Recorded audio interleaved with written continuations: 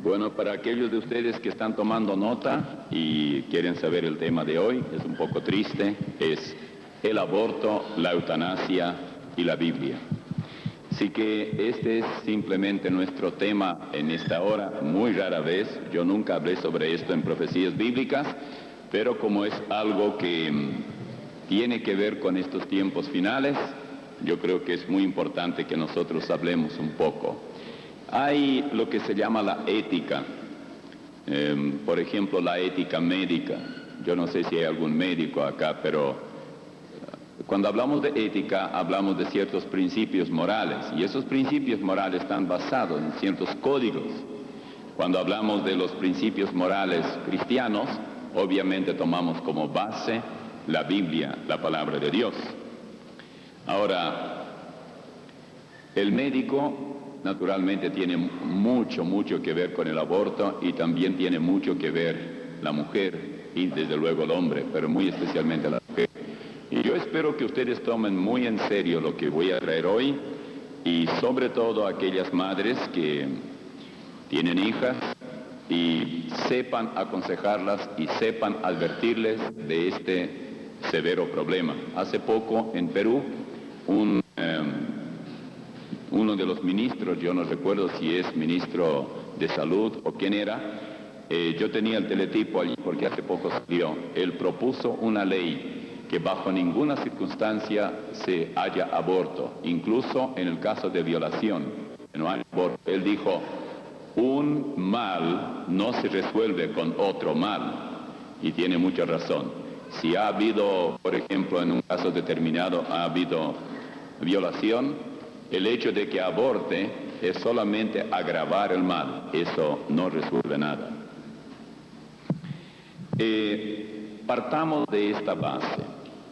El nacimiento físico es voluntad exclusivamente de Dios o interviene el hombre. Cuando a mí me preguntan sobre el control de natalidad y dicen, bueno, ¿qué dice la Biblia sobre el control de la natalidad? Pues ustedes saben que el catolicismo romano enseña que no debe haber control. Es buen negocio que los curas lo hagan, como ellos no son madres, ellos pueden hacerlo, y como son, comillas aquí, célibes. ¿Ustedes saben de dónde viene el celibato? Algunos me preguntan a veces, ¿cómo es el asunto del celibato? Y dice, ¿está en la Biblia? Digo, claro que está en la Biblia. Las dos cosas, el celibato y la cuaresma, están juntos en la Biblia. Si alguna vez ustedes discuten con católicos y ellos dicen que el celibato está en la Biblia, no discutan que no es cierto. Oigan, 1 Timoteo 4, los primeros versículos. Pero el Espíritu dice claramente que en los postreros tiempos algunos apostatarán de la fe, escuchando a espíritus engañadores y a doctrinas de demonios, por la hipocresía de mentirosos, que teniendo cauterizada la conciencia prohibirán casarse. Aquí está el celibato. Pero ¿de dónde viene esta doctrina? De demonios. Y mandarán abstenerse de alimentos que Dios creó, para que con acción de gracias participen de ellos los creyentes, los que han conocido la verdad. Aquí está el celibato y la cuaresma. Cuando ustedes quieren contestar, porque si alguien le pregunta, le dice que la Biblia dice, sí, claro que dice sobre esto.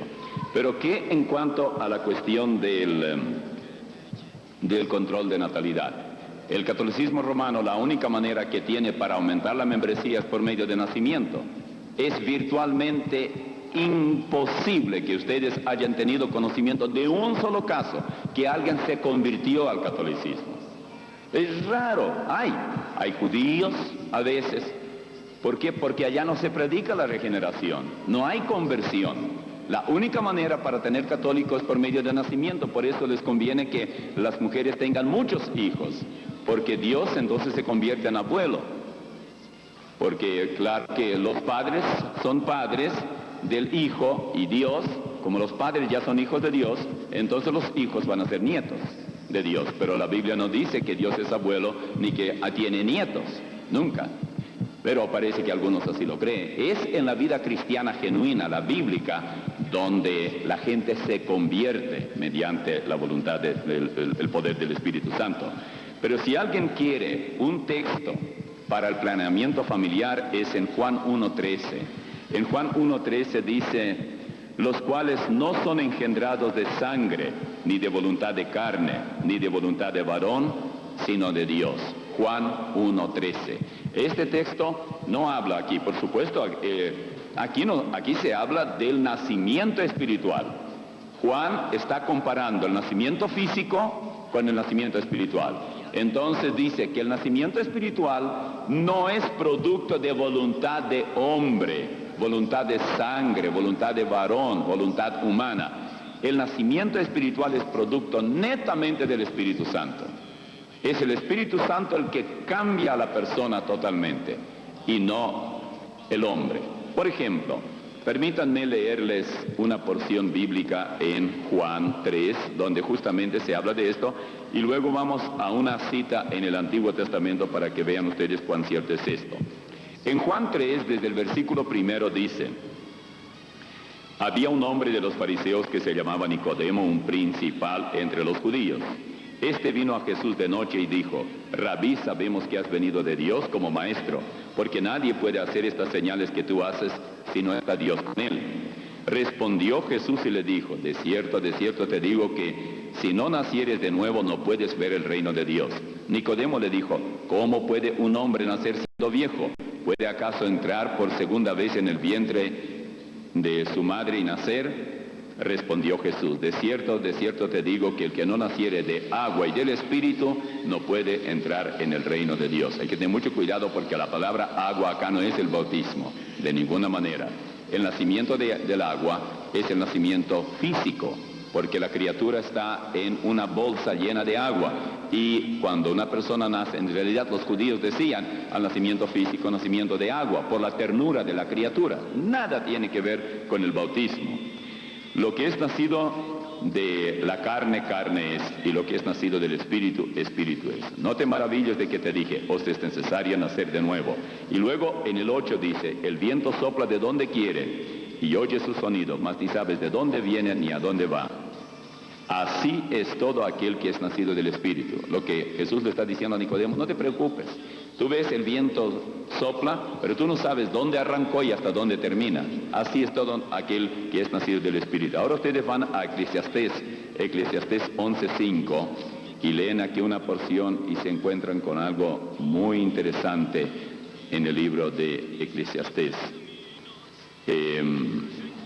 Después de los proverbios, cuando ustedes llegan a proverbios, sigan un poco adelante. Capítulo 11, versículo 5. Como tú no sabes cuál es el camino del viento y cómo crecen los huesos en el vientre de la mujer encinta, así ignoras la obra de Dios, el cual hace todas las cosas. Notable, aquí el escritor sagrado dice, otra vez hace referencia al viento y hace referencia al nacimiento y a cómo se crecen huesos en el vientre de la mujer encinta. Y noten un detalle más en ese versículo: así ignoras la obra de Dios. Está hablando evidentemente de la regeneración, la más grandiosa obra de Dios. Él creó al hombre y Él se ocupa de regenerarlo. Es producto netamente divino la cuestión de la regeneración. Pero volvamos a Juan 1:13. Dice aquí que a diferencia del nacimiento espiritual, que es obra netamente divina, el nacimiento físico es, según este versículo, de voluntad de carne, voluntad de varón, voluntad de sangre. Dos personas de sexos opuestos, hombre y mujer, se ponen de acuerdo, en este caso hablemos de esposos, y muy probablemente tendrán un hijo si conviven sexualmente, van a tener un hijo. Él va a engendrar, ella va a concebir y va a haber un hijo. Allí hay voluntad de carne, voluntad de varón, voluntad de sangre. En otras palabras, cada hijo que nace, salvo casos de fuerza mayor, donde hay esterilidad o algo así, pero donde no existe este problema, los padres pueden perfectamente controlar la familia. Pueden tener más hijos o menos hijos, porque allí interviene la voluntad humana, lo que no ocurre en el caso del nacimiento espiritual. Esto es muy importante que nosotros tengamos en cuenta y no echemos tampoco la culpa a nadie en el caso de que haya, por ejemplo, una concepción fuera del matrimonio y luego recurrir a lo que se llama el aborto. La concepción de una nueva criatura entonces es de voluntad humana. Ahora, hay otra cosa más. ¿Desde cuándo una criatura realmente es criatura? ¿Es solamente una masa de tejidos? ¿Cuándo un bebé que es concebido es humano? Es un ser humano. Yo no quiero, honestamente les digo que yo no quiero tocar las fibras de las emociones, pero les voy a leer una supuesta carta, obviamente es supuesta, de una criatura que nunca nació. La carta va dirigida a su mamá. Querida mamá, estoy ahora en el cielo, sentada en los regazos de Jesús. Él me ama y llora conmigo, porque mi corazón está acongojado. Deseaba tanto ser tu hija y todavía no puedo entender lo que ocurrió. Me sentía tan emocionada cuando comencé a darme cuenta de mi existencia. Estaba en la oscuridad, pero a pesar de todo era un lugar confortable. Vi que tenía dedos en las manos y en los pies. Todavía faltaban mucho en mi desarrollo. Pasaba la mayor parte del tiempo pensando y durmiendo. Incluso desde mis primeros días sentía que existía un vínculo especial entre las dos. Algunas veces te oí llorar y lloraba contigo. Otras gritabas y te lamentabas y luego llorabas. Escuchaba a mi padre que también te respondía a gritos. Me sentía muy triste y esperaba que te mejoraras pronto. Me preguntaba por qué llorabas tanto. Un día sentí que lloraste casi todo el día. Sentía mucha pena por ti. No podía imaginarme por qué estabas tan triste.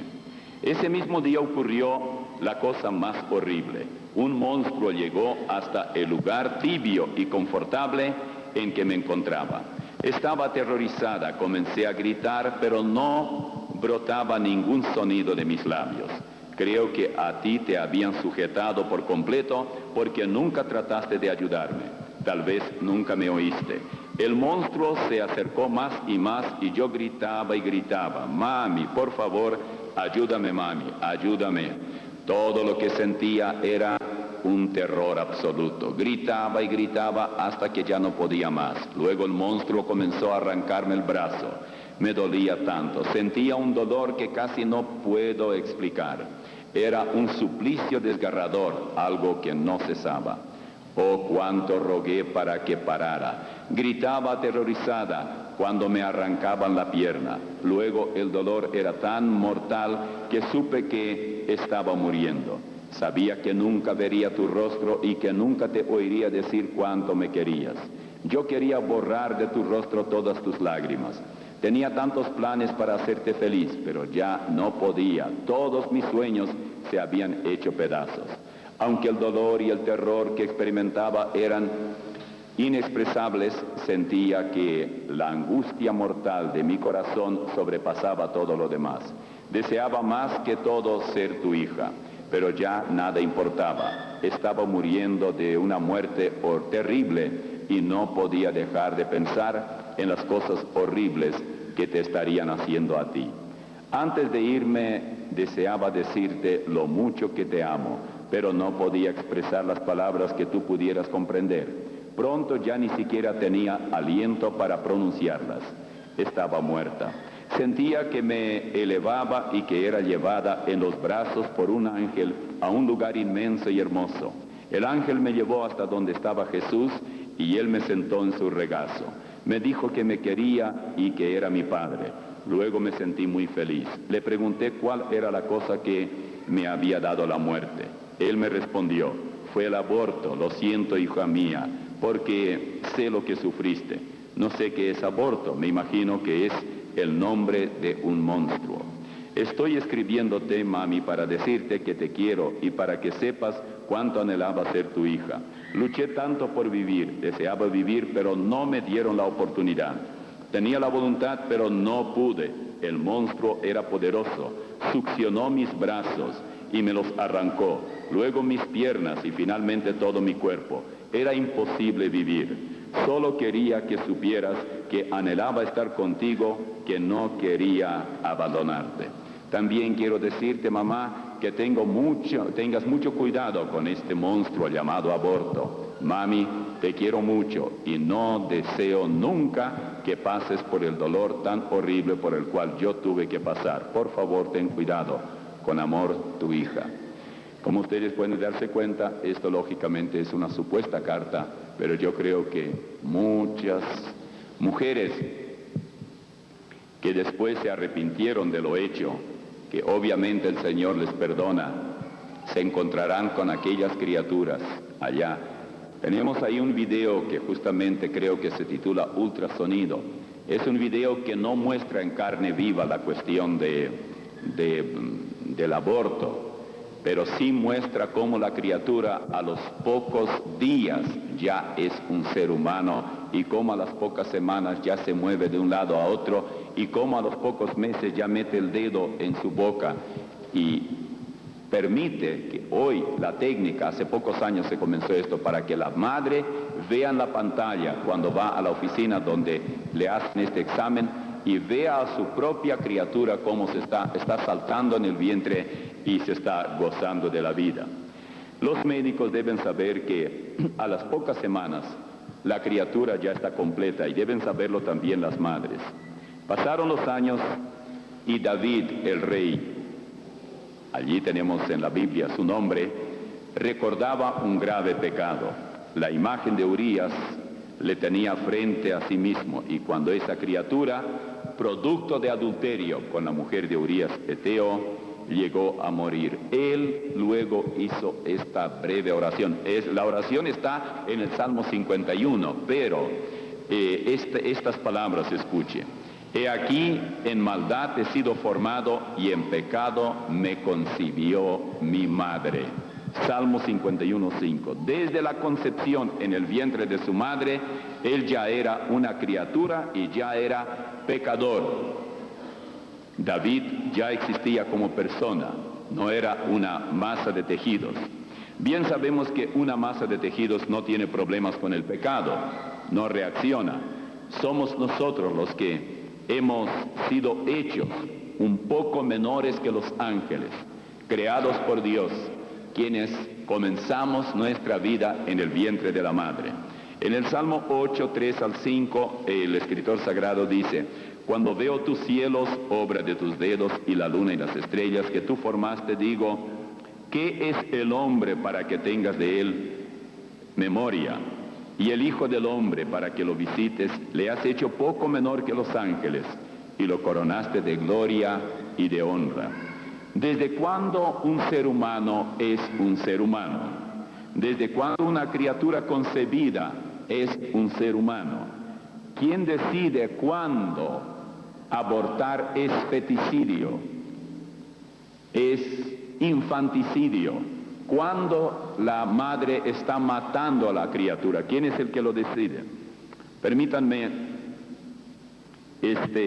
darles un poco de estadística, pero esta estadística corresponde al año 1981. Cada año, entonces, en 1981, se abortaba 1 millón de bebés solo en Estados Unidos. De los países más liberales en cuanto al aborto, por cada 1,000 mujeres en edad reproductiva, Estados Unidos, 22 abortan de cada 1,000. En Finlandia, 21 de cada 1,000. En Noruega y Suecia, 20. Dinamarca, 27. Alemania Oriental, que entonces existía, 29. Checoslovaquia, 26. Cuba, 71 de cada 1,000. Bulgaria, 65. Hungría 42, Inglaterra 11, Canadá 10, Escocia 8. Actualmente los abortos en Estados Unidos es completamente otra cosa. En Estados Unidos se practica más de 4.000 abortos por día, 1.460.000 por año. Y desde la decisión de la Suprema Corte, más de 23 millones, y esto fue en el 73, de bebés han sido abortados. En Estados Unidos se han perdido más vidas por aborto, según estadísticas, que en todas las guerras combinadas de toda la historia, solo en Estados Unidos. El latido de corazón, las ondas cerebrales y la respuesta al tacto ya están presentes en el feto, en el vientre de la madre, en los primeros 2 meses de embarazo. A los 21 días, 3 semanas, su corazón ya está latiendo y las ondas cerebrales ya han sido registradas a los 40 días de embarazo. Solo el 1% de los abortos que se llevan a cabo en Estados Unidos son motivados por el peligro que la madre corre de su vida. Pero ese peligro también es relativo. Yo tengo a una hermana mexicana en la iglesia.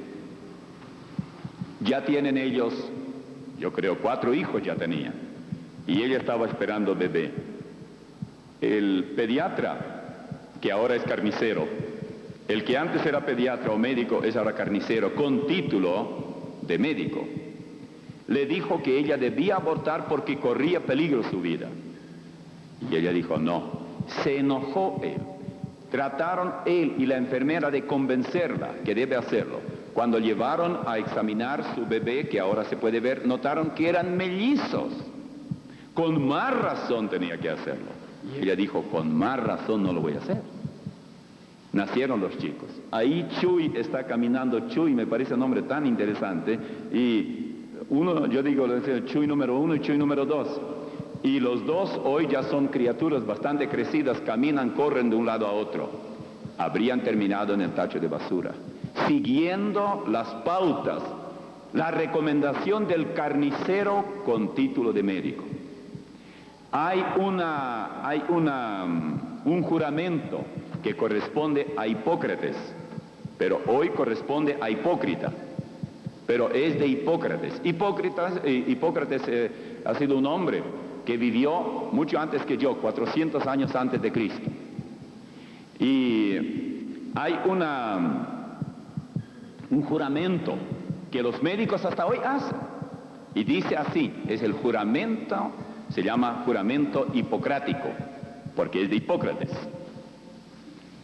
No le daré medicina mortal a nadie si me lo pide. No sugeriré tal cosa, tal clase de consejo. Además, no le daré a una mujer un instrumento para producirse aborto. Esto es lo que los médicos juran. En un impactante libro titulado Los doctores nazi, escrito por Robert J. Lifton, se señalan los siguientes hechos que conllevaron a la tragedia del Holocausto en la Segunda Guerra Mundial. Oiga lo que él dice. Primero, todas las muertes no ocurridas en el campo de batalla durante la Segunda Guerra Mundial fueron médicas, es decir, que tuvieron lugar bajo supervisión de un médico. 2. El materialismo médico contribuyó directamente a proyectos purificadores que sirvieron para asesinar a personas en nombre de la salud. 3. Los reclamos en favor de la eutanasia en Alemania es de que se trataba de un acto de compasión, muerte por misericordia. El transporte de pacientes a centros de asesinato era llevado en Alemania a cabo por la Compañía Caritativa de Transporte para los Enfermos. cuando estaban llevando a viejitos y otros inválidos para matarlos. Pero los pobres no sabían a dónde iban, porque eran transportados por la compañía caritativa de transporte para los enfermos. 4. Cualquier cosa que la sociedad podía encontrar para disminuir la percepción de los médicos de las personas condenadas era superado por la habilidad de otros para matar en nombre del Estado. La principal justificación para el aborto era la declaración de que el feto no era un ser humano. Allí comenzó. Fue Hitler quien introdujo que el feto no es un ser humano. 5. Los nazis basaban su justificación para los asesinatos médicos en el simple concepto de vida sin dignidad. Y 6. Los nazis tuvieron éxito al transformar sus acciones más criminales en problemas tecnológicos. Ahora, estos hechos de Alemania nazi ya son muy evidentes en nuestra cultura, en la llamada comunidad médica. Desde una posición muy, diríamos, distante a la del antiguo juramento hipocrático, al cual supuestamente se adhieren los facultativos, el personal médico obtiene desde luego jugosas ganancias por los abortos y ahora está pidiendo que se dicte una legislación a favor también no solo del aborto, ya lo consiguieron, de la eutanasia. El asesinato de ancianos, de personas incapacitadas o de cualquier otro miembro de la humanidad que puede parecer indeseable o es un estorbo, simplemente matarlo. Que Dios tenga misericordia de nosotros, porque todos nosotros vamos a llegar un día a ser viejos que no podremos bastarnos de nosotros mismos.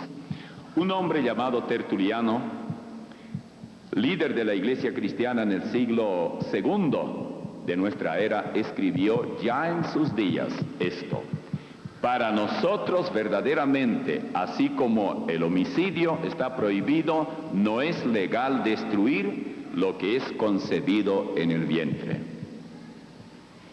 ¿Cuáles son los métodos que se usa para abortar? De nuevo aclaro que no quiero mover las fibras emocionales, pero voy a tener que decirles exactamente, los que no lo quieren escuchar pueden tapar sus oídos. Mientras muchos norteamericanos continúan, y yo diría mexicanos también y demás, la petición de cientos de miles de mujeres que exigen derechos de aborto, apoyándolos, muy pocos saben cómo es el aborto, qué es lo que se hace. Primero, el primer método es succión, curetaje o dilatación y curetaje, así como se pronuncia con C. ¿Qué significa esto? Durante los primeros 3 meses de embarazo se usa un tubo de succión y un bisturí de acero curvado para cortar el cuerpecito de la criatura y la placenta del bebé en pedazos y luego succionarlo dentro de un frasco. Segundo, dilatación y evacuación. Durante el cuarto o quinto mes de embarazo se insertan forceps a través del cuello de la matriz hasta el vientre, agarrando partes del cuerpo del bebé, retorciéndolas y cortándolas para luego removerlas en pedazos. La espina dorsal y el cráneo son aplastados y extraídos mientras se usa una cureta para raspar las paredes del útero. Luego se ensamblan los pedazos del cuerpo del bebé para verificar que no quedó ninguna parte en el útero. Tercero, el método, envenenamiento salino, así se llama. Durante el cuarto y hasta el 7º mes de embarazo se introduce una larga aguja a través del abdomen de la madre hasta el fluido que rodea al bebé.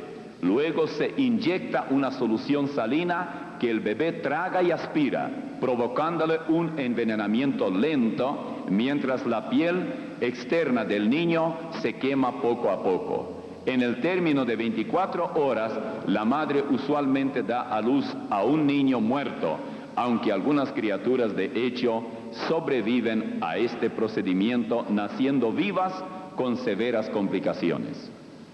El cuarto método se llama prostaglandinas. Entre el cuarto al octavo mes de embarazo, fíjense, hasta el octavo se hace, se inyectan componentes hormonales que provocan contracciones que fuerzan la expulsión del bebé. Esto puede causar secuelas y también que nazcan niños vivos. Quinto método, inyección intracardíaca. Durante el tercero o cuarto mes de embarazo se usa el ultrasonido para guiar una aguja larga hasta el corazón del bebé, inyectando a través de ella un fluido que causa la muerte inmediata. Este método se utiliza en los embarazos múltiples para eliminar uno o más bebés en caso de trillizos, cuatrillizos, etc. Y sexto, histerotomía, o también se llama operación cesárea. Después del cuarto mes de embarazo, se practica una incisión en el abdomen de la madre hasta el vientre. El bebé es extraído dejándole morir por negligencia o estrangulamiento o por cualquier otro acto directo mientras todavía se encuentra en el vientre de su madre. Y luego un autor dice, estos métodos son usados a diario por una sociedad que se vanagloria de defender los derechos humanos y que alardea de su respuesta compasiva a las necesidades humanas. Qué pena. Una pregunta, ¿cuándo comienza la vida? ¿Cuándo comienza? Bueno, comencemos, yo creo, todo esto con Dios, porque allí es donde comienza la cosa. La cosa comienza en la existencia de Dios. El origen de la vida humana no es simplemente asunto científico, es también asunto divino. Los dos movimientos que han contribuido grandemente para la catástrofe moral de nuestros días, especialmente en lo que a aborto se refiere, han sido el humanismo secular y la creencia en la evolución. Este caso último enseña que todos los seres vivos somos productos de un proceso evolutivo que ha tenido lugar con el paso de miles de millones de años. No hay Dios que creó al hombre nada de esto. La evolución no tiene cabida para Dios. La evolución es la que ha devaluado la vida humana, porque ve la vida simplemente como un hecho puramente biológico. Dios no interviene, Dios no creó al hombre. Pero la Biblia tiene algo que decirnos sobre esto muy serio. Primero, la Biblia comienza con esto, Génesis 1:1. En el principio creó Dios los cielos y la tierra. En este relato del Génesis encontramos varias cosas interesantes acerca de la creación de la vida humana también, no solamente del universo. Considere, por ejemplo, esta primera enseñanza de Génesis 1, la primera enseñanza, Génesis 1, 26 al 28. Dice así: entonces dijo Dios, hagamos al hombre a nuestra imagen, conforme a nuestra semejanza, y señoree en los peces del mar, en las aves de los cielos, en las bestias, en toda la tierra y en todo animal que se arrastra sobre la tierra.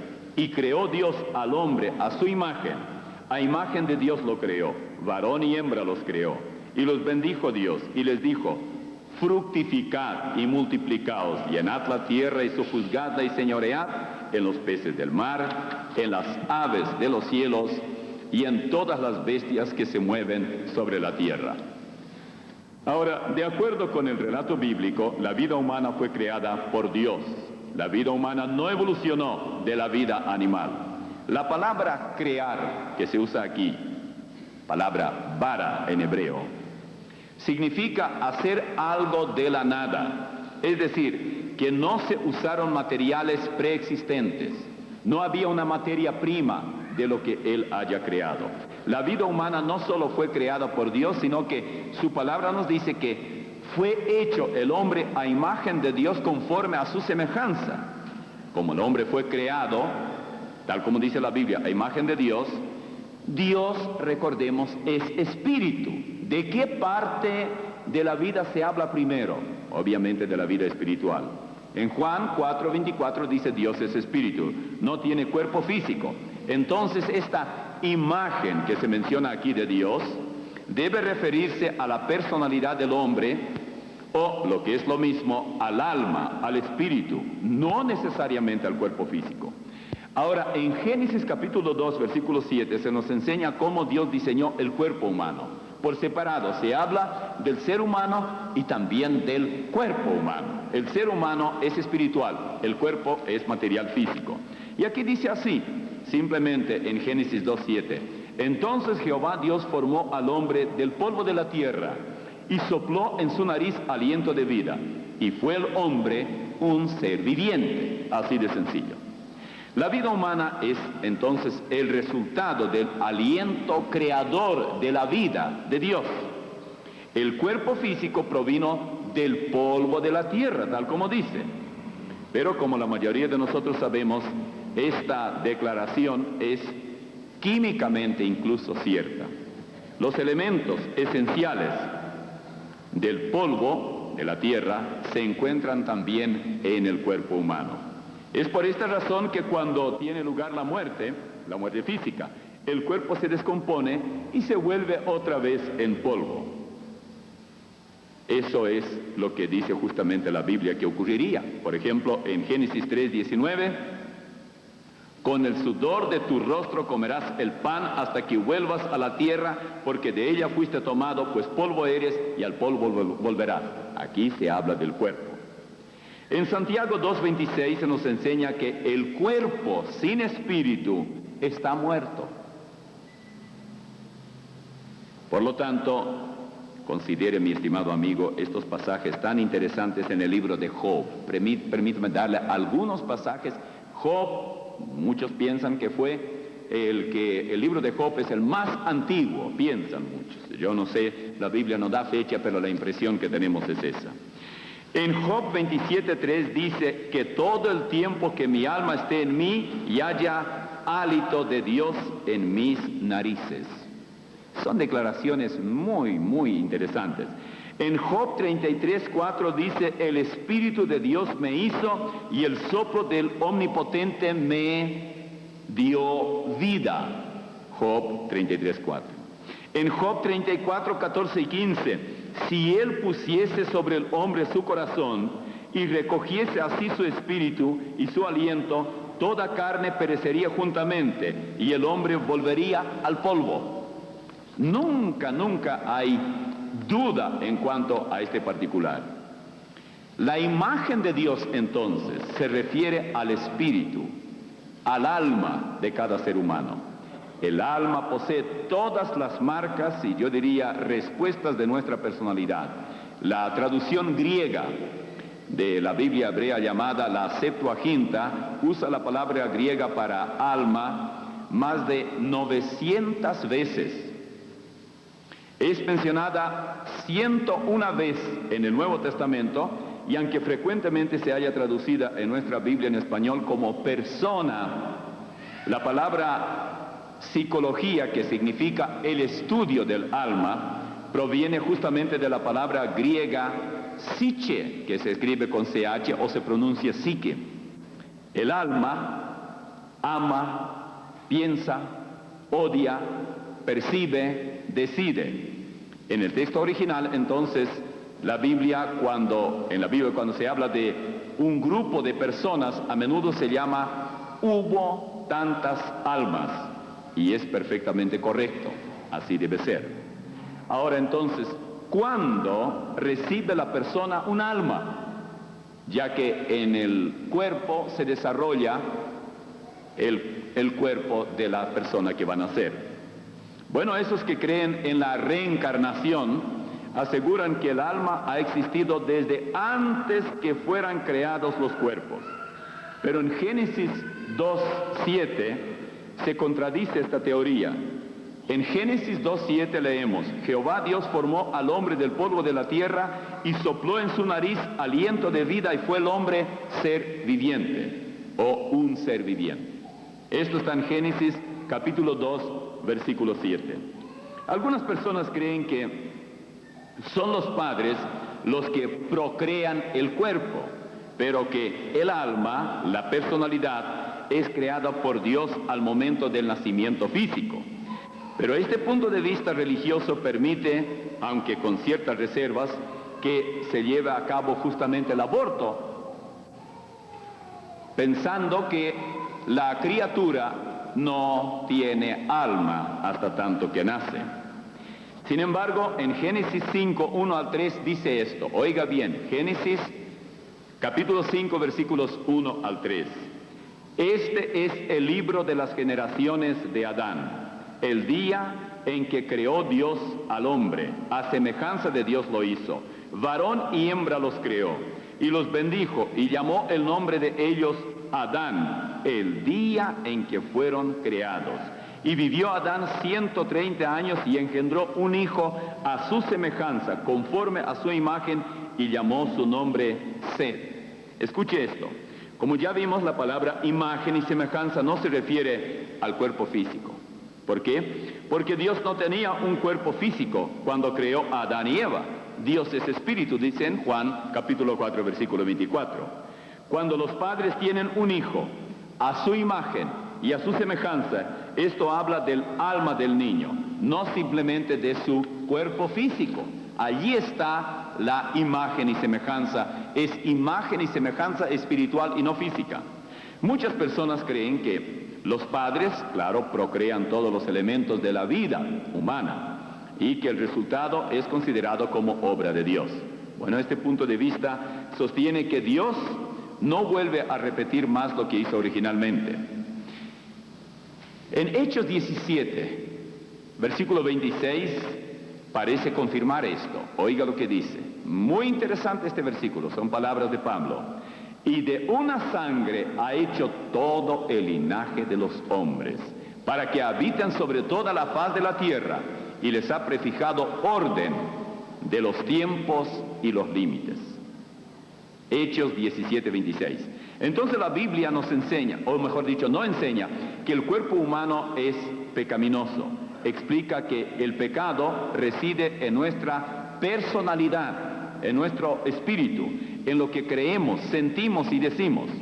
Un pasaje muy interesante que refleja la santidad de la vida humana y el hecho de que la vida existe desde el momento de su concepción, en esto que es el que encontramos justamente en el Salmo 51, 5.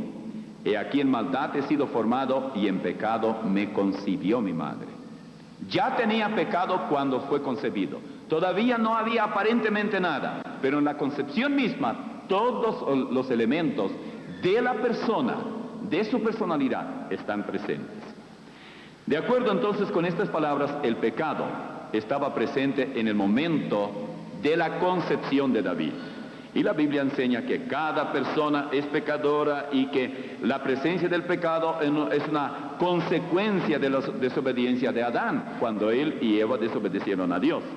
Somos responsables ante Dios por nuestro pecado personal, pero el hecho y presencia del pecado existe en el corazón, en el asiento de nuestras emociones, de nuestra personalidad, de cada persona, debido al pecado original de desobediencia de Adán y Eva. Nosotros recibimos. La Biblia deja bien establecido que la vida se inicia en el vientre de la madre. Escuche esto, en Génesis 16, 11.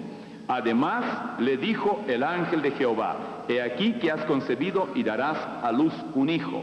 Ya estaba allí, ella concibió. El nacimiento de Jesucristo fue así.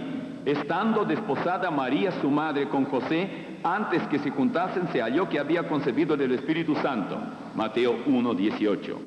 He aquí un ángel del Señor le apareció en sueños y le dijo, José, hijo de David, no temas recibir a María tu mujer, porque lo que en ella es engendrado del Espíritu Santo es.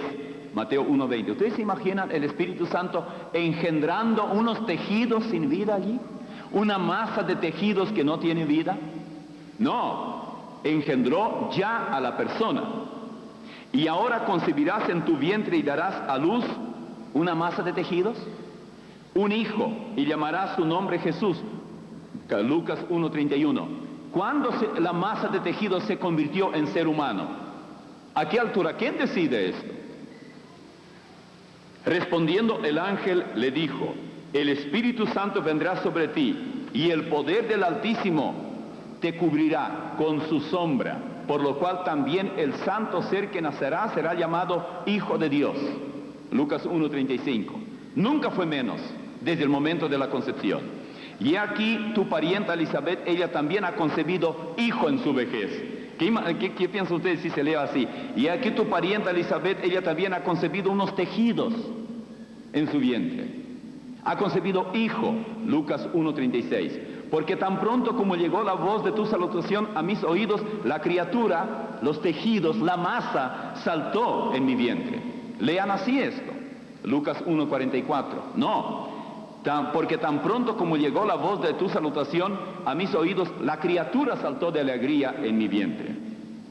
Pero, estimados amigos, uno de los pasajes más maravillosos sobre la existencia de la vida humana, dentro del vientre de la mujer, está en el Salmo 139, versículos 13 al 18. Escuche cuidadosamente estas palabras y compruebe cómo se relacionan con el asunto de la vida humana. Óigame bien. Salmo 139, 13 al 18. Porque tú formaste mis entrañas, tú me hiciste en el vientre de mi madre. Te alabaré porque formidables, maravillosas son tus obras. Estoy maravillado y mi alma lo sabe muy bien. No fue encubierto de ti mi cuerpo, bien que en lo oculto fui formado y entretejido en lo más profundo de la tierra. Mi embrión vieron tus ojos, y en tu libro estaban escritas todas aquellas cosas que fueron luego formadas, sin faltar una de ellas. Cuán preciosos me son, oh Dios, tus pensamientos. Cuán grande es la suma de ellos. Si los enumero, se multiplican más que la arena. Despierto y aún estoy contigo. Este pasaje, el Salmo 139, nos brinda pruebas que la persona existe desde que está en el vientre de la madre, desde su concepción. En Deuteronomio, capítulo 32, versículo 6, se plantea esta pregunta. ¿Así pagáis a Jehová, pueblo loco e ignorante? ¿No es Él tu Padre que te creó? Él te hizo y te estableció. En Job 10, 8 al 12, esta declaración. Tus manos me hicieron y me formaron, y luego te vuelves y me deshaces. Acuérdate que como a barro me diste forma, y en polvo me has de volver. ¿No me vaciaste como leche y como queso me cuajaste? Me vestiste de piel y carne y me tejiste con huesos y nervios. Oiga bien, vida y misericordia me concediste y tu cuidado guardó mi espíritu. O sea, cuando todavía él ya estaba, cuando Dios comenzó a vestirlo de tejidos y carne, allí ya estaba Job. El patriarca Job entonces añade, el que en el vientre me hizo a mí, ¿no lo hizo a él? ¿Y no nos dispuso uno mismo en la matriz? Job 31, versículo 15. No puede haber nada en la mente de una persona honesta que haya estudiado un poco la Biblia, que la palabra de Dios enseñe la existencia de la vida humana claramente desde el comienzo de la concepción. Ahora escuche este pasaje de Éxodo 21, versículos 22 y 23, se relaciona poderosamente con el problema del aborto de nuestros días. Oiga esto.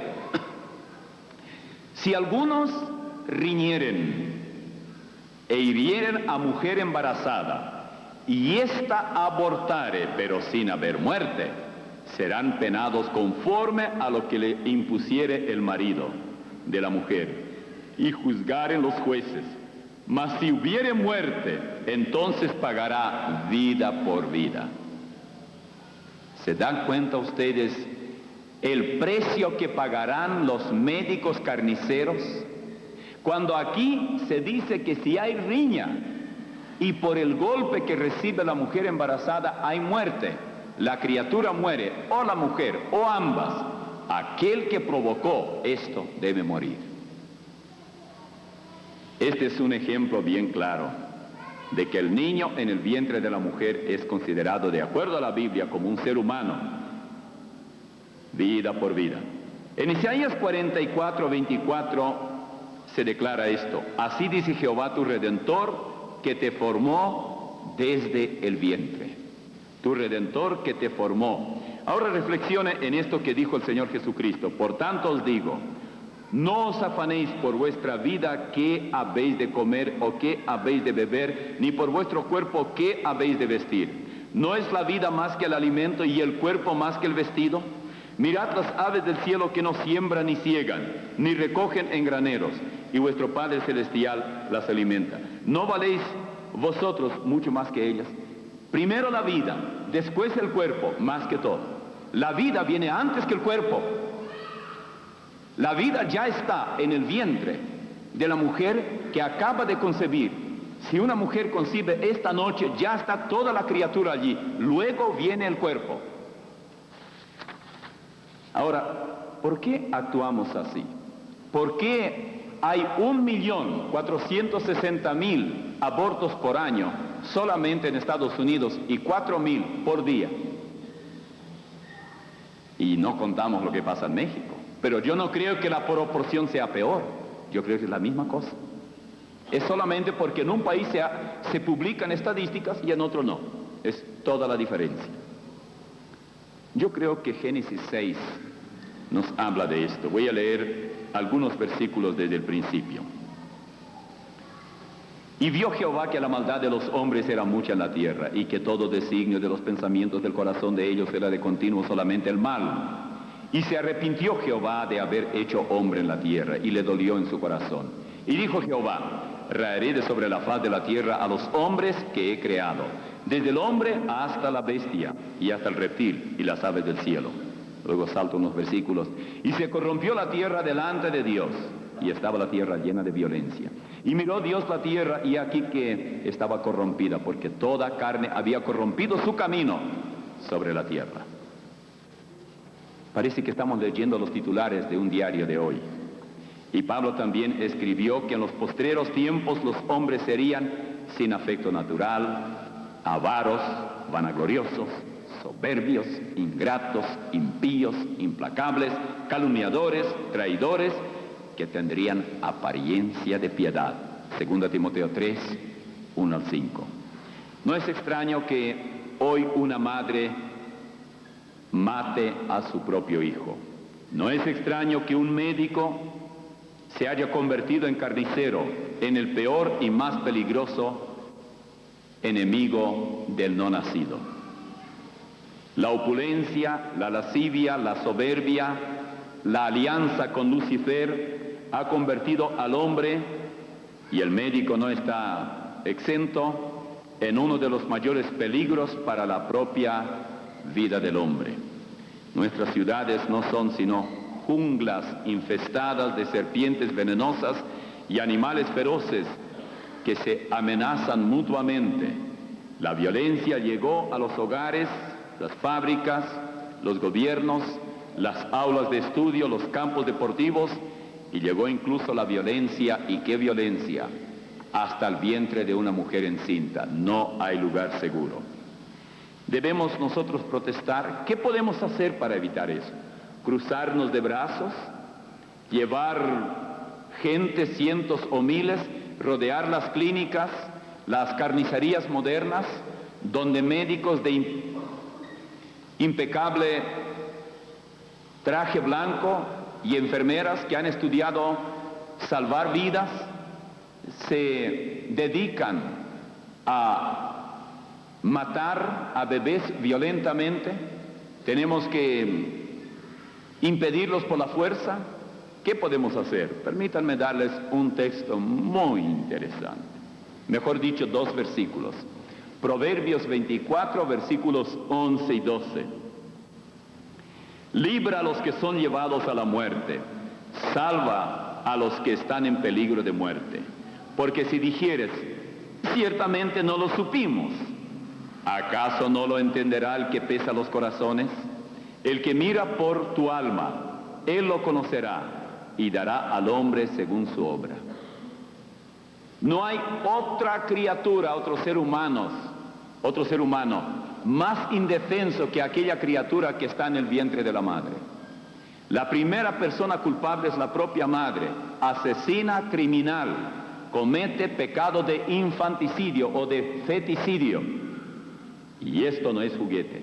Un día, esa criatura ya está con el Señor, porque la vida, hemos demostrado, está antes de ser revestida de tejidos y de cuerpo. Ya está. Para mí lo que vale es lo que la Biblia dice, no lo que dicen los discípulos de Hitler, porque esto viene de los nazis, el exterminio o el planeamiento familiar mediante la muerte de bebés. ¿Qué hacemos nosotros para librar? Bueno, aquí dice, libra a los que son llevados a la muerte. Yo creo que la iglesia debe incluir una especie de nuevo ministerio en su propio currículum o en sus actividades. Es decir, de hoy en adelante vamos a exhibir películas, y hay una que tenemos. Esa película todos los pastores deben exhibirla en sus iglesias. Más de una mujer comete este grave pecado porque no tiene idea de lo grave que es ante Dios y cómo ella misma se sentirá. Ustedes pregunten a cualquier mujer que ha abortado siquiera una vez cómo se siente.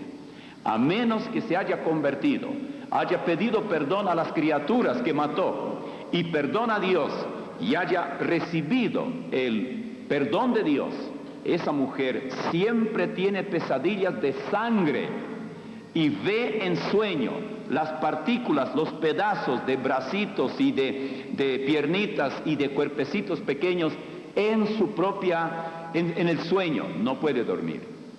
Esto lo dicen las propias mujeres, pero al mismo tiempo gritan y gritan que es planeamiento familiar.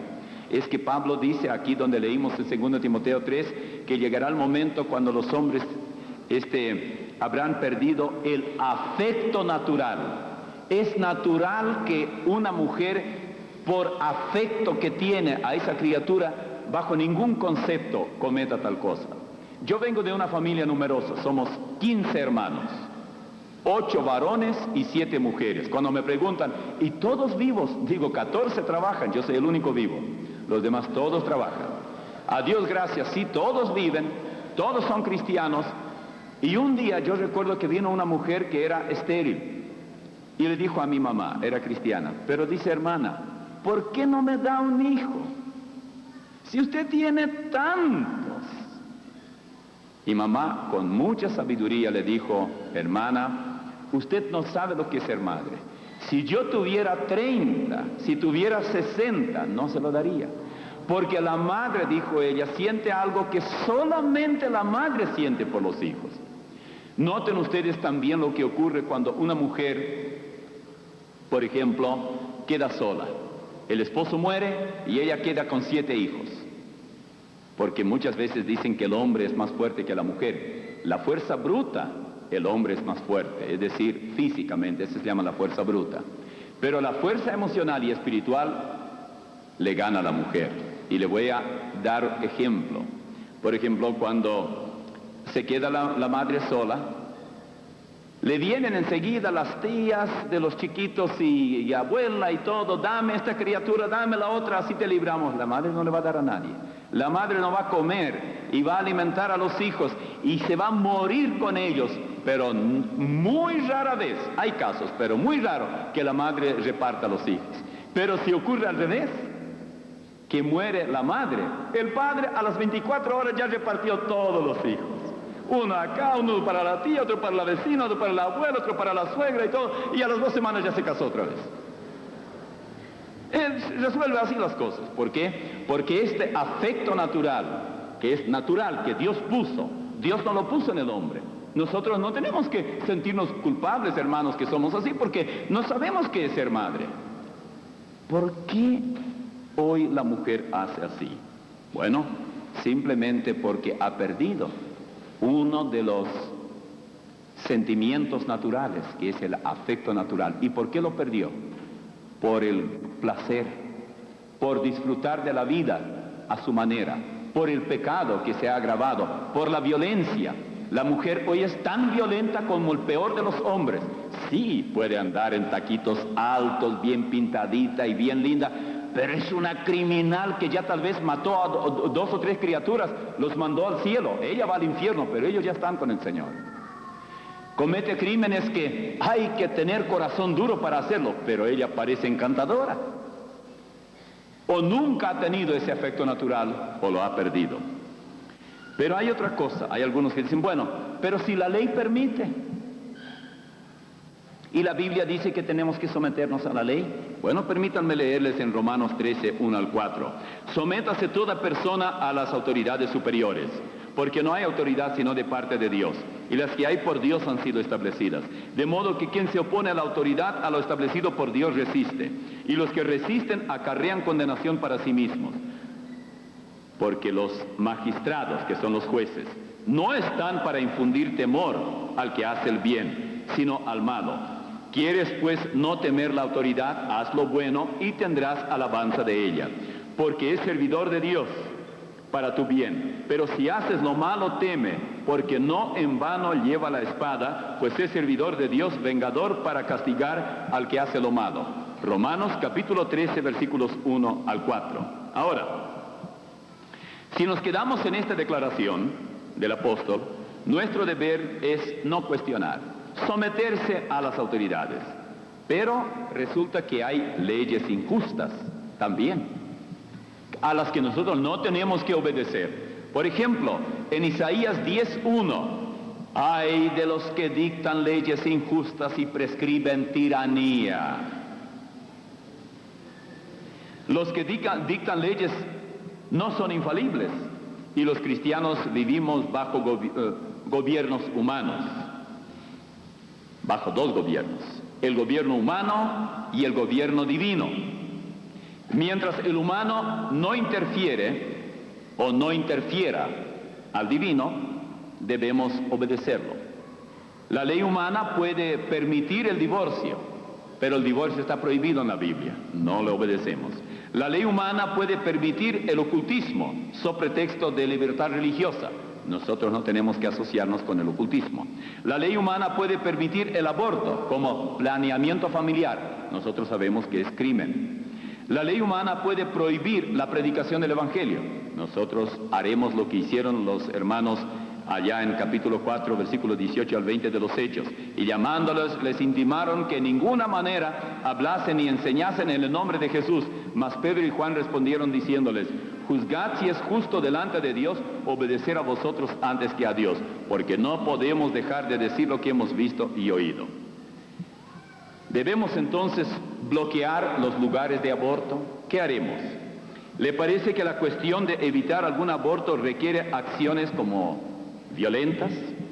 ¿Le parece que se consigue así que finalmente se deje de matar a los no nacidos? ¿Le parece que este es el método para asegurar una victoria rápida y evitar el asunto de los abortos? Yo no sé, yo no tengo la respuesta. Yo solamente le digo que si el hombre no teme a Dios, y el hombre incluye el ser humano, no hay nada que pueda ayudar o pueda corregir este dilema tan serio. Vamos a hablar un poco sobre la eutanasia. No sé cuántos de ustedes, porque algunos piensan que es Atanasio o Anastasia. No, es eutanasia. La Enciclopedia Británica, versión hispana, define así la eutanasia: muerte sin sufrimiento en casos de pacientes aquejados de una enfermedad dolorosa y sin esperanza. El mayor problema con la eutanasia es que la misma ciencia médica ha prolongado enormemente la vida. La eutanasia se la llama muerte por misericordia. Qué bueno, ¿verdad? Morir por misericordia. Quien constituye, digamos, su caso o construye su caso sobre la calidad de la vida. O sea, en lugar de tener en cuenta la santidad de la vida, se tiene en cuenta la calidad de la vida, no la santidad. Sus proponentes, los proponentes de la eutanasia, hablan de la dignidad del ser humano y de su derecho a morir. Pero debajo de todo eso se encuentra el punto de vista secular, que no honra ni santifica la vida.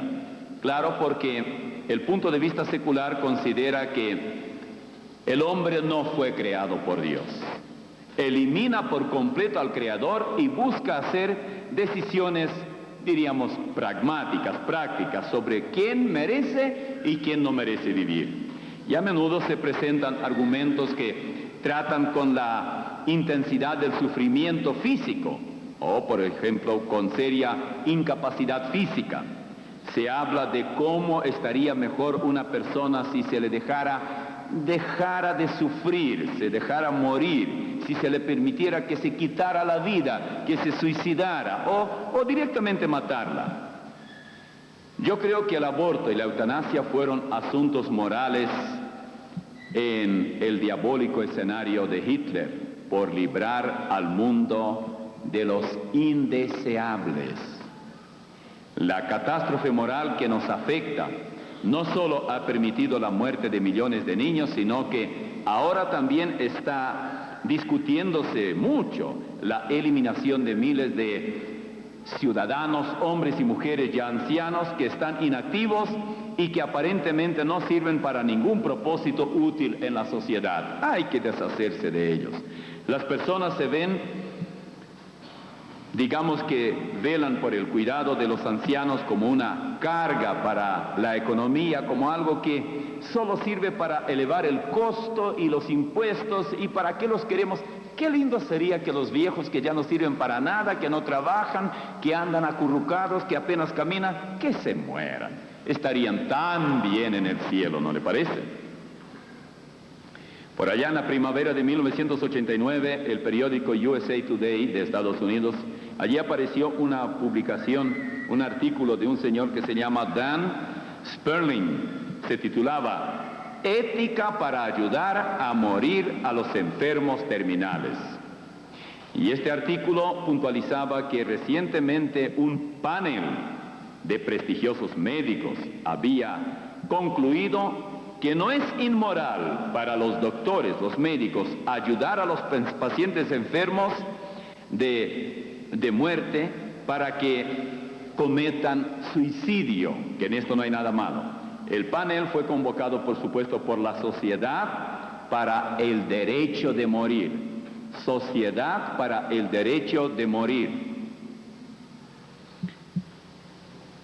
El informe de esta sociedad apareció también publicado en otra revista llamada New England Journal of Medicine. Y el doctor, un doctor que se llama Stanley H. Windsor, de los servicios de salud de la Universidad de Leyes de Harvard, el principal autor del informe, hizo una interesante declaración. Escuche esto. Nuestra meta es consolar y aliviar el dolor y el sufrimiento de tal manera que el paciente pueda morir en paz. Qué bueno, ¿verdad? Su punto de vista, claro, suena muy bueno, pero este es el punto de vista que usó Hitler. Sus conclusiones fueron que es ético para los médicos ayudar a los pacientes a cometer suicidio, prescribiéndoles drogas y dictándoles cuál dosis es letal.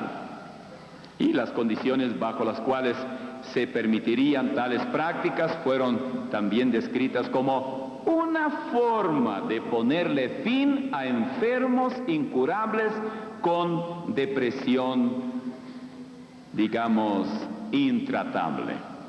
Qué bueno, ¿verdad?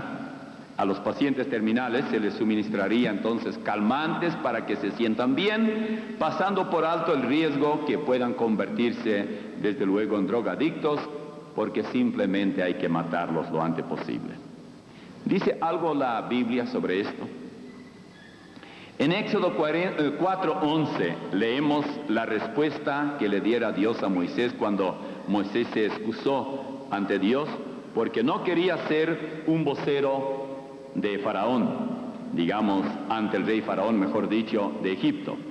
Dice así Dios, escuche esto: ¿quién dio la boca al hombre? ¿O quién hizo al mudo y al sordo, al que ve y al ciego? ¿No soy yo Jehová? La incapacidad física no hace del individuo algo menos que una persona. Un ciego, un paralítico, un inválido, no es menos que un sano, es persona. El sufrimiento físico o la incapacidad, diríamos, nunca ha sido una razón para que se le quite la vida a una persona. Es pecado. En Deuteronomio 32:39, escuche esto, Deuteronomio 32:39. Ved ahora que yo, dice Dios, yo soy y no hay dioses conmigo. Yo hago morir y yo hago vivir. Yo hiero y yo sano, y no hay quien pueda librar de mi mano. Dios dice, Deuteronomio capítulo 32, versículo 39. Así que de acuerdo con la Biblia, la vida y la muerte están en las manos de Dios. Esta fue la respuesta escrita, digamos, del rey de Israel al rey de Siria. ¿Recuerdan ustedes cuando una vez el rey de Siria le mandó a Naamán para que vaya al profeta y el enfermo tomó el camino equivocado y fue al rey? Y en el segundo libro de Reyes, capítulo 5, versículo 7, este rey dice así: ¿soy yo Dios que mate y dé vida? Para que éste envíe a mí a que sane a un hombre de su lepra. ¿Qué respuesta? ¿Soy yo Dios? Hay que ser Dios para matar o dar vida a alguien. ¿Cómo puede una persona matar o permitir que muera una persona solo porque ya es inválido? Esto hay que dejarle a Dios. Ana, la madre de Samuel, el profeta, dijo, según el primer libro de Samuel 2:6, Jehová mata y él da vida. Él hace descender al Seol y hace subir. Jehová es el que hace eso.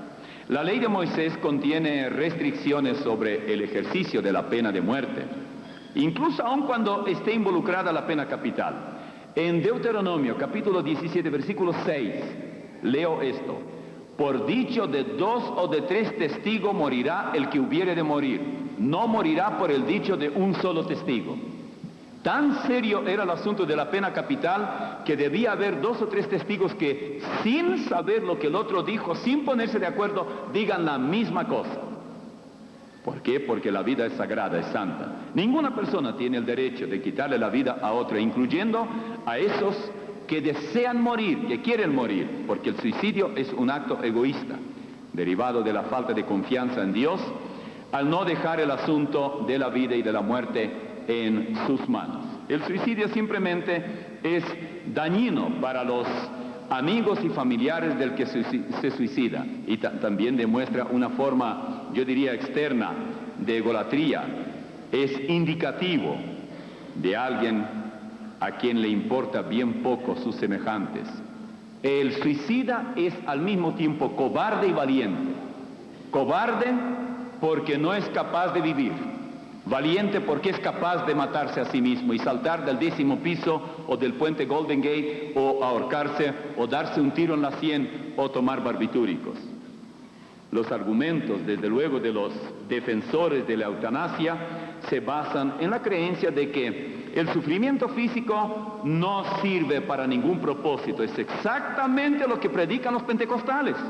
Por eso hay que ir a curanderos como Gigi Ávila para ser sano. Y los sufrimientos simplemente nos pulen y nos preparan para una vida mejor. Si Dios quiere que suframos, suframos. Decía Jeremías, que ya dimos tantas veces en el capítulo 10, versículo 19, mía es esta enfermedad, yo la sufriré. Jeremías quería ser espiritualmente fuerte. Pablo decía, cuando soy débil físicamente, entonces soy fuerte. Dejemos que el que sufre, sufra, ayudémosle en la oración, sostengámosle, animémosle. Hagamos todo lo que podamos para que su dolor mengüe, pero no corramos a curanderos como Gigi Ávila para que se cure. Porque hay tantos magos y curanderos y satanistas, que no es otra cosa, que engañan y pervierten a los mismos cristianos. Y van los cristianos corriendo a ver si reciben algún tipo de ayuda material y física para su curación. Dios dice, yo hago al ciego, al que ve y al que no ve. Yo hago al enfermo, al paralítico, yo hago a ellos. No es del demonio. Cuando un supuesto predicador echa la culpa al demonio de enfermedad, ¿a quién está tildado de demonio? A Jesús le habían dicho que él echaba los demonios por el príncipe de Belzebú.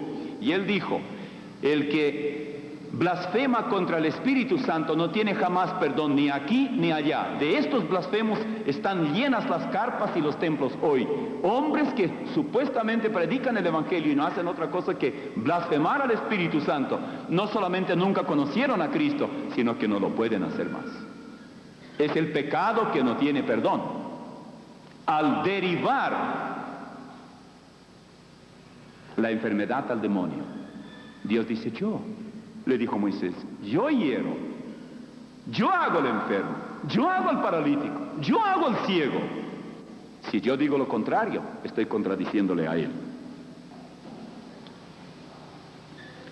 Cuando todo marchaba mal para Job y su sufrimiento era virtualmente insoportable, vino su propia esposa. Este fue el tiro de gracia. ¿Aún retienes tu integridad? Maldice a Dios y muérete. Job 2:9. Qué aliento, ¿verdad? Qué buena es Mrs. Job, la señora Job. No está el nombre de ella acá. Y no hace falta por ahora. La señora Job le sugirió la eutanasia. ¡Muérete! Toma esos barbitúricos, date un tiro en la sien, córtate las venas. Pero Job, que no era amigo de la eutanasia, dijo: como suele hablar cualquiera de las mujeres fatuas, has hablado. ¿Qué? ¿Recibiremos de Dios el bien y el mal no recibiremos? Y la Biblia sigue diciendo: en todo esto no pecó Job con sus labios. Job 2:10. Y este es el maravilloso análisis de Job sobre la posibilidad de quitarse la vida. Oiga esto, Job 27:2-6. Vive Dios que ha quitado mi derecho, y el Omnipotente que amargó el alma mía. Que todo el tiempo que mi alma esté en mí y haya hálito de Dios en mis narices, mis labios no hablarán iniquidad, ni mi lengua pronunciará engaño. Nunca tal acontezca que yo os justifique. Hasta que muera, no quitaré de mí mi integridad. Mi justicia tengo asida y no la cederé. No me reprochará mi corazón en todos mis días. Job 27:2-6. Qué testimonio tan maravilloso. Job dice que mientras haya hálito de Dios en mis narices, confiaré en el Señor. Él dejó el asunto de su muerte en las manos de Dios, sin escuchar el consejo de su esposa ni de sus amigos, quienes consideraban que su condición merecía el suicidio y la eutanasia. Usted puede comparar esto con Job 42:12. Bendijo Jehová el postrer estado de Job más que el primero. ¿Por qué? Job rechazó la eutanasia. La muerte es asunto que Dios tiene que verse con ello. ¿Hasta dónde puede vivir la persona? Hay que cuidarla y hacer lo que podemos. ¿Cuál debe ser nuestra respuesta a la eutanasia? 1. Dios creó la vida humana. 2.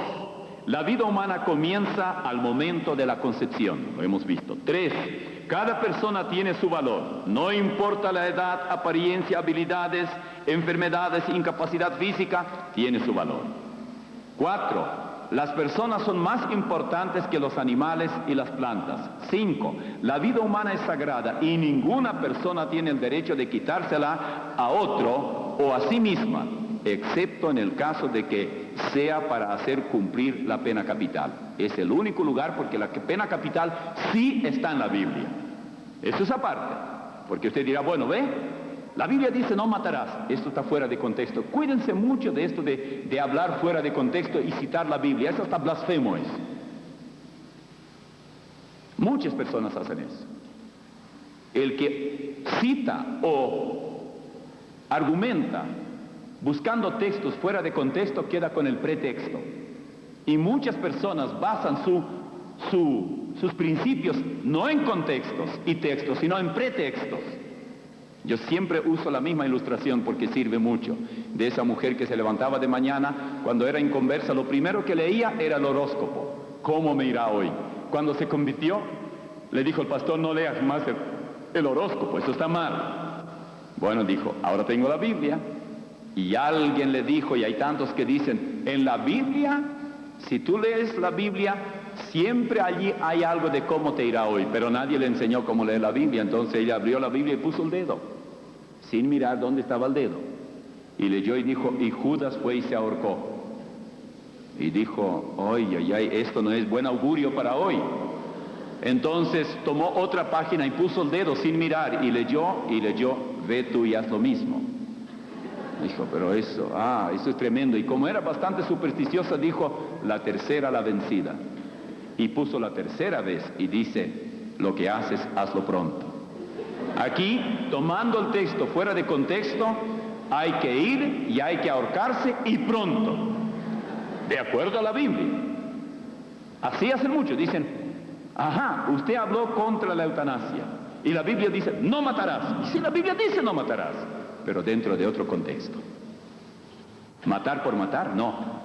Pero también la misma Biblia dice que cuando ciertas personas cometen ciertas cosas, hay que matarlos, apedrearlos. Y así lo hicieron los judíos, muchas veces, aplicando la pena capital. Sexto, el aborto es quitarle la vida a otro, por lo tanto es asesinato. Séptimo, Dios nos ama y perdona nuestros pecados. Octavo, la adopción de niños no deseados debería convertirse en la meta y dedicación de una sociedad compasiva.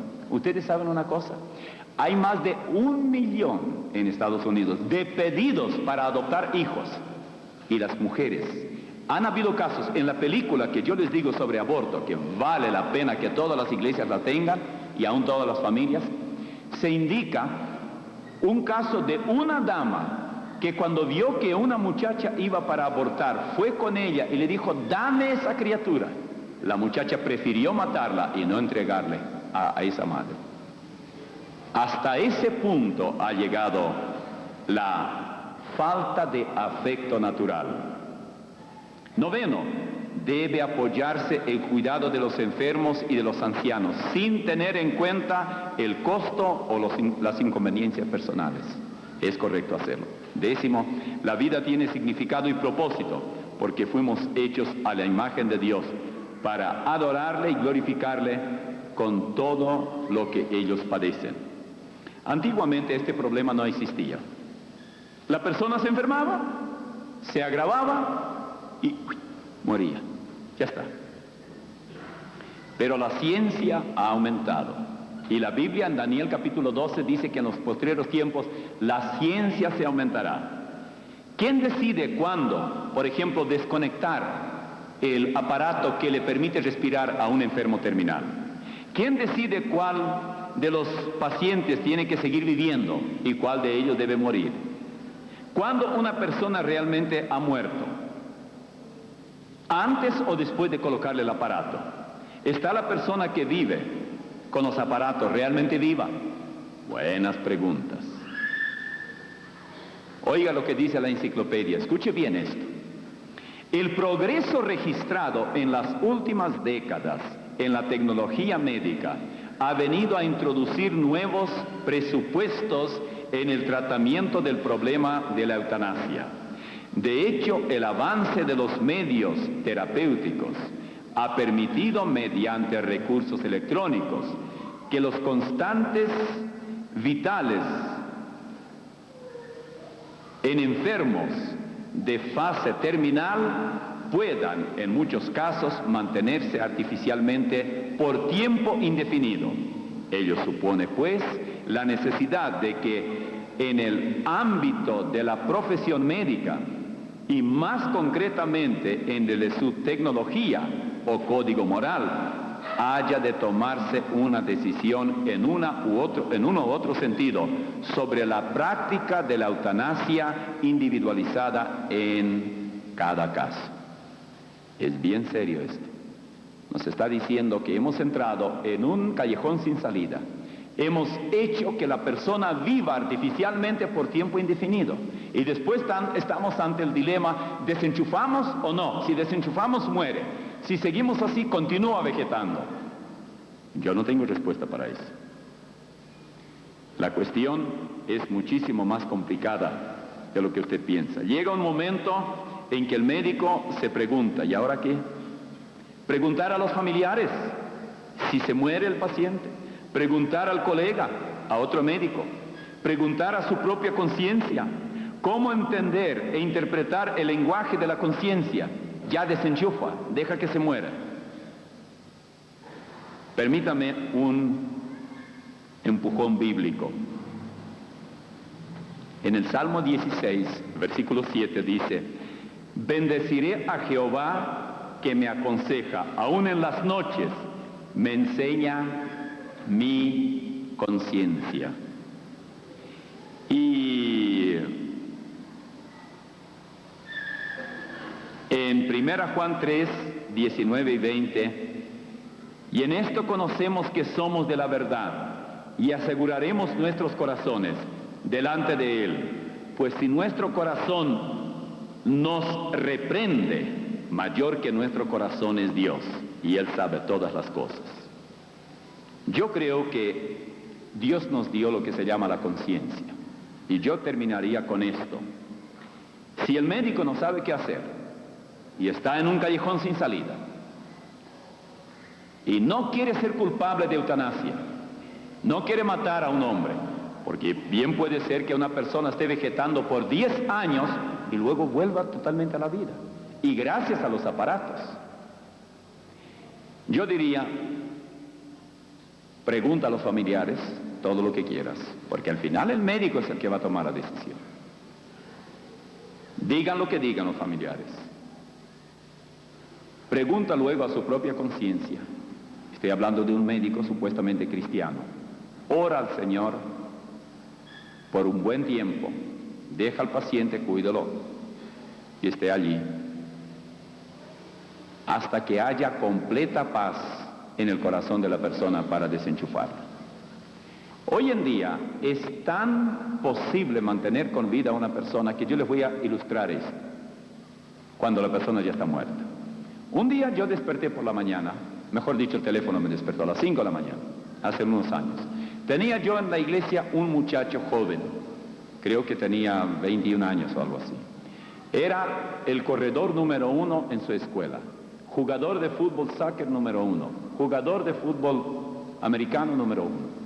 En la iglesia, para mí, yo decía, este muchacho va a llegar a ser un predicador, porque de todos los jóvenes era el único que escuchaba a veces una radio local allí y alguna cosa le parecía medio rara. Venía yo del culto de la noche, los domingos a la casa, él me llamaba y me hacía preguntas teológicas. Yo quedé muy contento. De golpe él dejó de venir a la iglesia. Y un día, como a la mamá nosotros siempre llevábamos al templo porque vivía cerca de nosotros, le pregunté, hermana, ¿por qué no viene su hijo? Le di el nombre. Y le dije, no sé, hermano.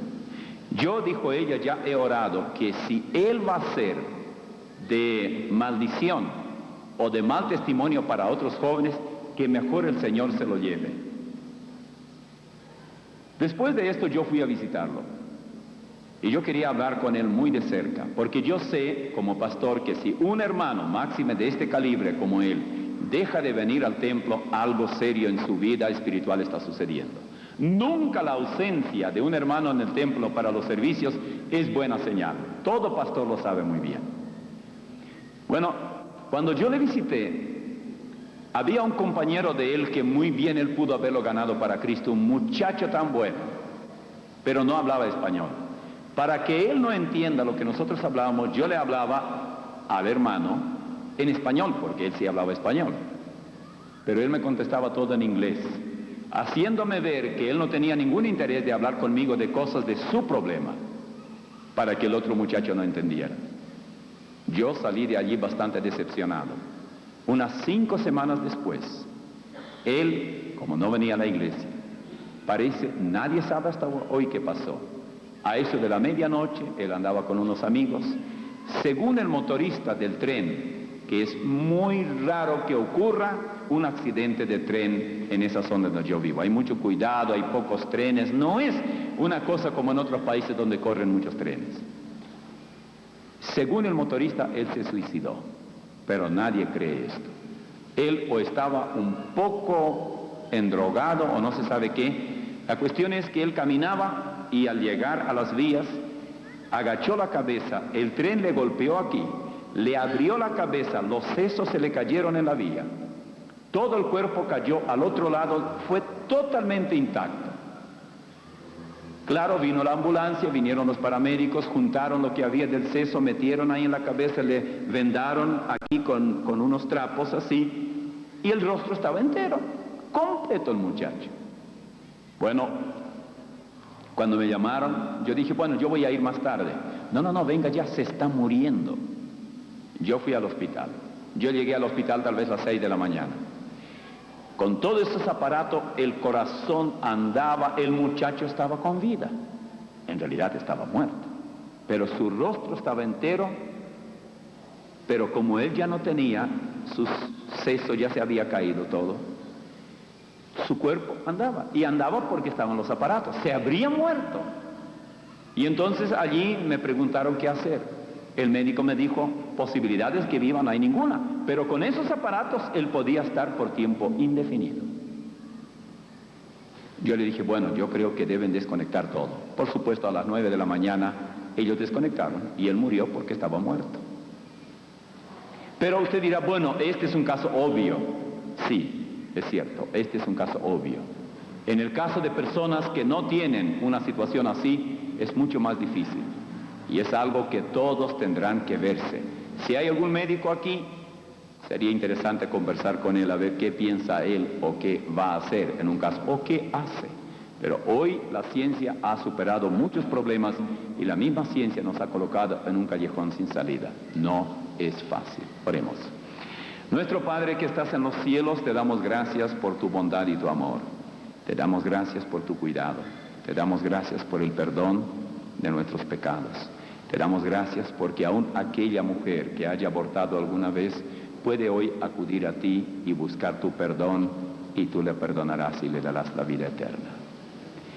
Mientras estamos en actitud de oración, si hay aquí alguna dama o algún caballero que quiera ajustar cuentas con Dios y quiere hacer una oración a Él de confesión de pecados y quiere venir a Él, yo le invito a que venga aquí al frente y alguien estará orando con usted.